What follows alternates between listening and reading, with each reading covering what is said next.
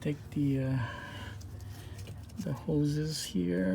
They're just like, you just press on them, squeeze them, and then pull out this one too.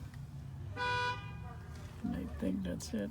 So I took out the 2 bolts, loosen it out, and they're pretty much rusted. You don't even actually need to take out these hoses, but look at the condition. I think I'm gonna just grind this out. Yep, let's remove this one, remove these 3 screws, and you can pull this out.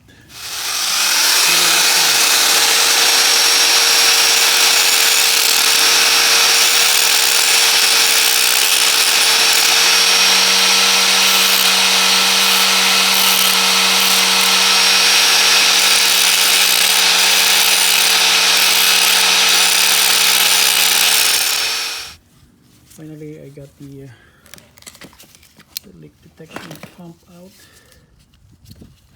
So this bushing is connected to this, and if you look at that, yeah, I have to grind them out to remove them. See the, yeah, I wonder what happened to the protection on this canister.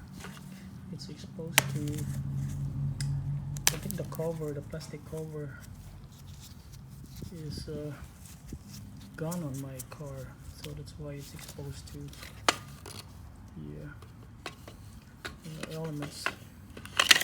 So I'm gonna replace this. I'm gonna reuse this one. Same thing that I did with the Range Rover. Then put this in place, and then you turn the hoses, connect the connectors. That's it.